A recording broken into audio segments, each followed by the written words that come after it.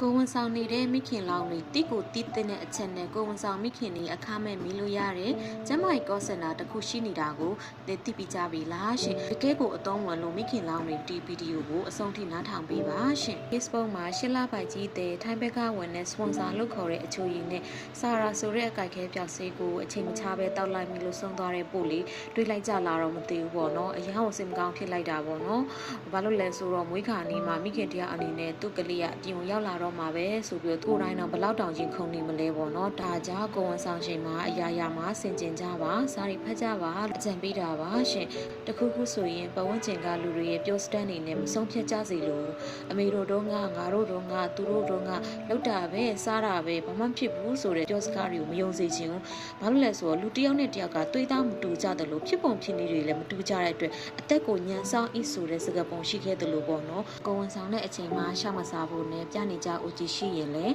မြင်းမြန်ပြီးမှသာစားကြပါလို့အကြံထပ်ပြပြစေရှင်တခုတော့ရှိရပေါ့နော်အကြီးတဲ့တိုင်းကအိုကြီးမပြနိုင်ကြဘူးဆိုတဲ့အပေါ်မှာတော့ဟုတ်ပါတယ်တာမန်ဝန်တန်းလက်လုံးလက်စားဘဝတွေကစိတ်ဝင်စိတ်ခံသွားဖို့ဆိုတာအရာကိုခက်ခဲရပေါ့နော်အဲ့ဒါကြောင့်မိခင်တွေမိမိတွေအဂရုတွေမှာသူတို့အာကိုတကြီးနဲ့မိကြလဲတွေ့မှာပါ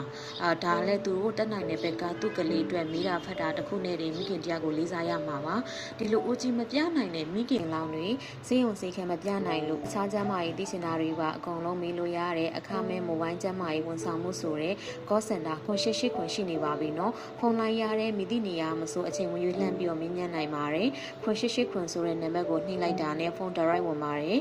ဖြည့်ပေးတဲ့သူတွေကလည်းဒေါက်တာတွေပဲဖြစ်တဲ့အတွက်မိခင်တွေအတွက်ကောတခြားကျန်းမာရေးအကြောင်းသိချင်လို့မိချင်တဲ့သူတွေအတွက်ပေါ့နော်တကယ်ကိုအရန်အဆင်ပြေမဟာရွှေတိုင်ကြီးပါနော်အဲ့ဒါကြောင့်မသိသေးတဲ့မိခင်တွေအတွက်လည်းထပ်ပြီးတော့ပြပေးလိုက်တာပါရှင်အထက်ပြောချင်တာကလေကိုဝန်ဆောင်ချိန်မှာအချို့ရည်တွေရမ်းမတောက်ကြပါနဲ့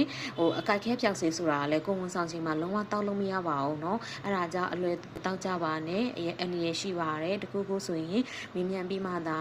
ပေါ့เนาะကိုဝန်ဆောင်ချိန်မှာအရာရာဆင်ကျင်ကြပါလို့ထပ်ပြီးတော့အကြံပေးပြရစီရှင်